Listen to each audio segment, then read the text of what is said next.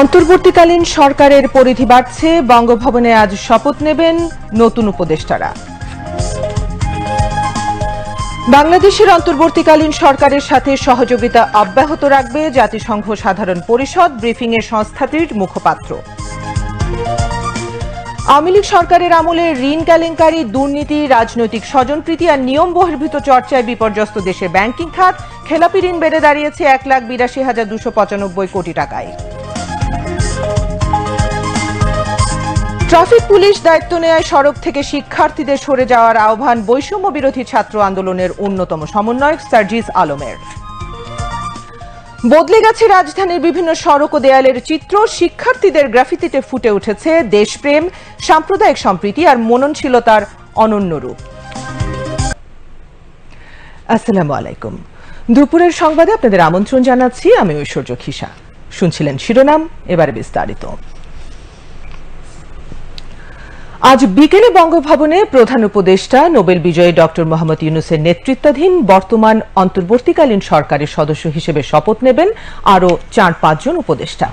রাষ্ট্রপতি প্রেস সচিব মোহাম্মদ জয়নাল আবেদিন জানিয়েছেন, আজ বিকেল 4টায় বঙ্গভবনের দরবার হলে শপথ গ্রহণ অনুষ্ঠিত হবে। তবে প্রস্তাবিত উপদেষ্টাদের নাম সহ বিস্তারিত এখনো আনুষ্ঠানিকভাবে জানানো হয়নি।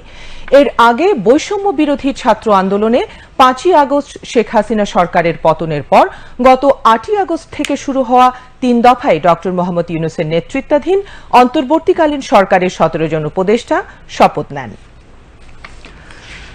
বাংলাদেশের অন্তর্বর্তীকালীন সরকারকে যে কোনো সহযোগিতা দিতে প্রস্তুত জাতিসংঘ। বৃহস্পতিবার জাতিসংঘের সাধারণ পরিষদ অধিবেশনে বিভিন্ন ইস্যু নিয়ে নিয়মিত এক ব্রিফিংয়ে এ কথা বলেন সংস্থাটির মুখপাত্র মনিকা গ্রেইল। মনিকা গ্রেইল বলেন, শান্তিতে নোবেলজয়ী ডক্টর মোহাম্মদ ইউনূসের নেতৃত্বে গঠিত নতুন অন্তর্বর্তীকালীন সরকারের জন্য জাতিসংঘের দরজা খোলা, তাদের সঙ্গে কার্যক্রম অব্যাহত রাখবে জাতিসংঘ। আওয়ামী লীগ সরকারের আমলে ঋণ কেলেঙ্কারি, দুর্নীতি, রাজনৈতিক স্বজনপ্রীতি আর নিয়ম বহির্ভূত চর্চার ফলশ্রুতিতে দেশের ব্যাংকিং খাত এখন বিপর্যস্ত। বেসরকারি গবেষণা প্রতিষ্ঠান সেন্টার ফর পলিসি ডায়ালগ সিপিডির তথ্য অনুযায়ী 2008 সাল থেকে 2023 সাল এই 15 বছরে 24টি বড় ব্যাংক কেলেঙ্কারিতে আত্মসাৎ হয়েছে প্রায় 92,261 কোটি টাকা, আর খেলাপি ঋণ বেড়ে দাঁড়িয়েছে 1,82,295 কোটি টাকা। রিপোর্ট শফিউল্লাহ সুমনের। বেসরকারি গবেষণা প্রতিষ্ঠান সেন্টার ফর পলিসি ডায়ালগ সিপিডির গবেষণায় উঠে আসে দেশের ব্যাংকিং সেক্টরের এক ভয়াবহ চিত্র। 2009 সালে দেশের ব্যাংকিং খাতে খেলাপি ঋণ ছিল 22,481 কোটি টাকা, যা এখন বেড়ে দাঁড়িয়েছে 1,82,295 কোটি টাকায়। কিন্তু কেন? গবেষণায় দেখা যায়, রাজনৈতিক স্বেচ্ছাচারিতা, নিয়ম নীতির তোয়াক্কা না করে পছন্দের ব্যক্তিকে নতুন ব্যাংকের অনুমোদন ও ঋণ কেলেঙ্কারির মাধ্যমে বিপুল পরিমাণ টাকা আত্মসাৎ। এদেরকে মোট কথা হচ্ছে যে বিচারের আওতায় আনায়, তাহলে আস্তে আস্তে এটার থেকে আমরা মুক্তি পাবো।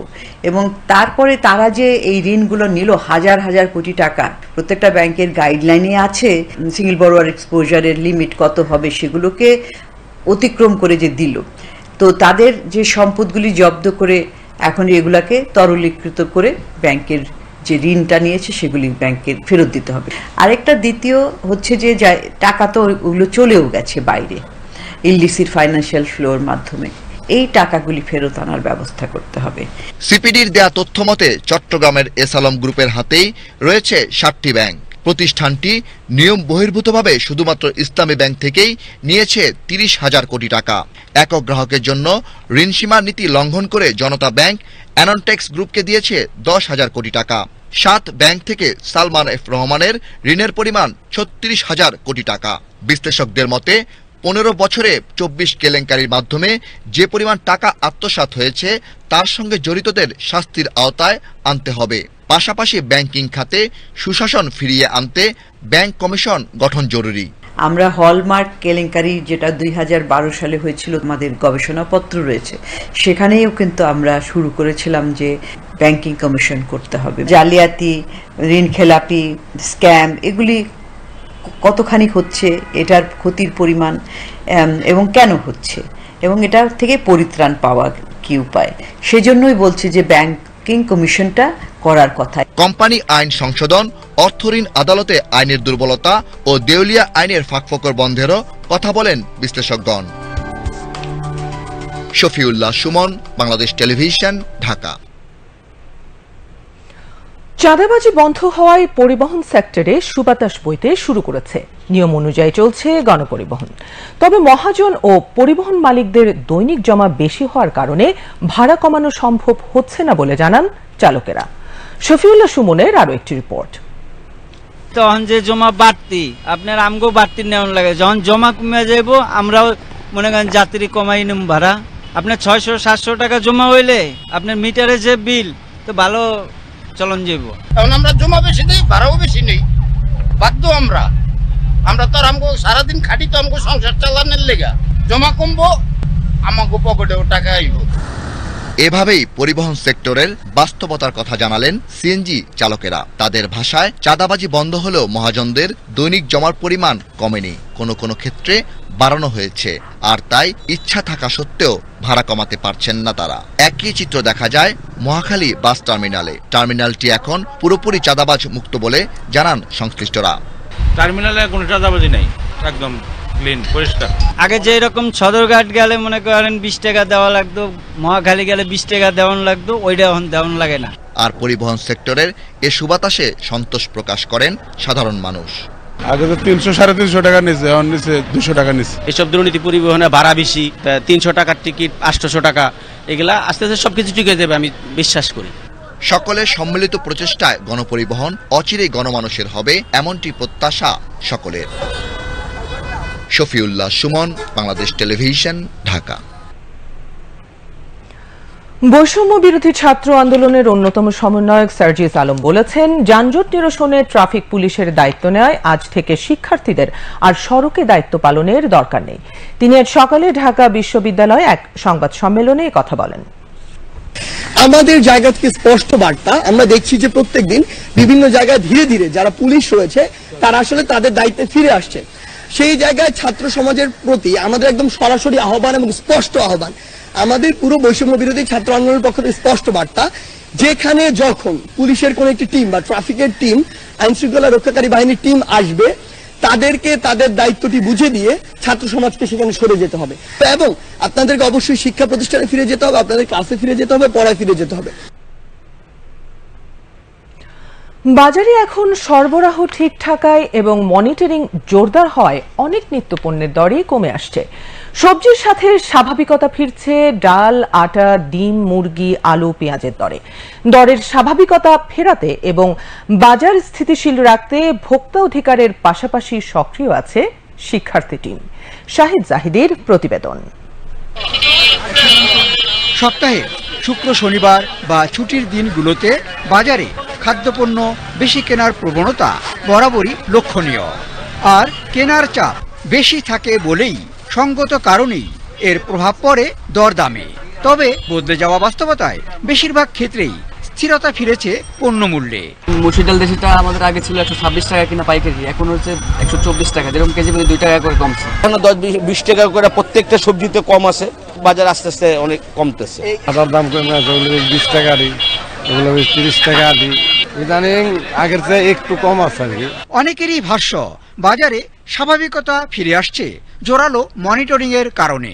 ভোক্তা অধিকারের পাশাপাশি শিক্ষার্থীদের বাজার নজরদারি পরিস্থিতির আরো উন্নতি আনবে মনে করেন ক্রেতা বিক্রেতারা। যারা মোবাইল কোড আছে, মোবাইল কোডের সাথে কিন্তু ছাত্র বাইরে আছে, ওনারাও তদারকি করতেছে, ভালো আমরা এটা স্বাগতম জানাই। তবে চাউলের দর এখনো না কমার কারণ হিসেবে মজুতকারীদের দিকেই ইঙ্গিত করছেন খুচরা ব্যবসায়ীরা।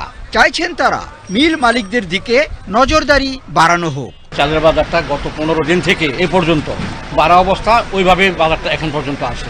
আমদানিটা কম, আসলে মজুত করে রাখছে। তা মজুত করে রাখার কারণে কি করতে দিব, ওই মেল মালিক স্টকে যাই দিব, স্টকে দিয়ে ওখানে নজরদারি করতে দিব। ওইখান থেকে ঠিক করলে আরো যে ঠিক হবো, আরো থেকে ঠিক হলে আর খুচরা বাজারে ঠিক হবো। অভিজ্ঞদের ভাষ্য, পণ্যমূল্য সহনীয় রাখতে উৎপাদন এবং সরবরাহ দুই দিকই ঠিক রাখা চাই। বাজার ঠিক রাখবার স্বার্থে সবচেয়ে জরুরি হচ্ছে চাহিদা মতো পণ্যের যোগান। সেই ক্ষেত্রে উৎপাদন বাড়ানোর পাশাপাশি উৎপাদিত পণ্য যাতে ঠিকমতো সরবরাহ হয় সেই দিকটায় নজরদারি জোরদার রাখতে হবে বলছেন সংশ্লিষ্টরা। শাহেদ জাহিদি, বাংলাদেশ টেলিভিশন, ঢাকা। বৈষম্য বিরোধী ছাত্র আন্দোলনে সরকার পতনের পর বদলে গেছে ঢাকার বিভিন্ন সড়ক ও অলিগলির দেয়ালের চিত্র। নানা রঙে এসব দেয়ালে আঁকা হয়েছে গৌরবময় গ্রাফিটি, যেখানে স্থান পেয়েছে প্রতিবাদ, প্রতিরোধ আর প্রত্যয়ের দীপ্ত লেখনী। তারুণ্যের রঙে অপরিচ্ছন্ন দেয়ালগুলো তাই এখন নতুন ইতিহাসের সাক্ষী। আন্দোলনের ছাত্র জনতার ত্যাগ মানুষের মাঝে স্মরণীয় করে রাখতেই এই উদ্যোগ বলছেন শিক্ষার্থীরা। শুধু মননশীল দেয়াল লিখনই নয়, শহরের সৌন্দর্য বর্ধনেও মনোযোগী তারা। কুমার বিশ্বজিৎ রায়ের প্রতিবেদন।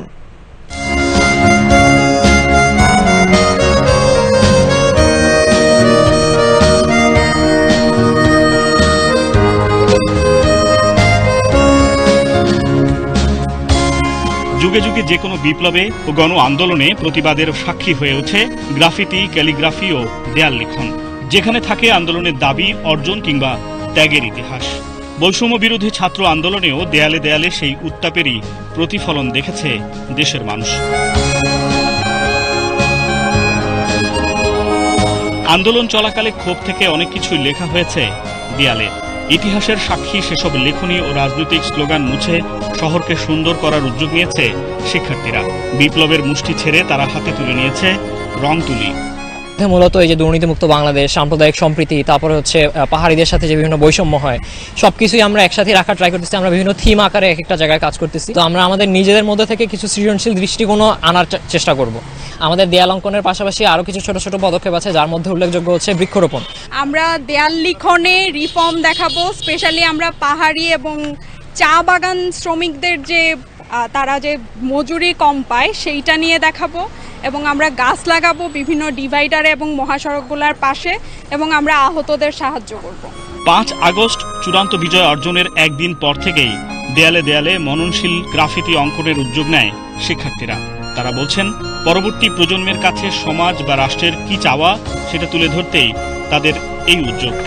বিপ্লবের জায়গা থেকে আমরা এইগুলো তুলে ধরতেছি। এই সরকার থাকাকালীন আমাদের দেশে কি কি সহ্য করতে হয়েছে, আমাদের উপর দিয়ে কি কি গেছে, ছাত্ররা কি কি সহ্য করছে, বাংলাদেশের নাগরিক কি সহ্য করছে, তো সেই সব জিনিসগুলো আমরা দেয়ালের মাধ্যমে তুলে ধরতেছি। এই ক্ষেত্রে শুধু দেয়াল অঙ্কনটা আমরা সৌন্দর্য বর্ধনের জন্য কাজটা করছি এরকম না, আমরা একটা বার্তা প্রদান করতে চাচ্ছি।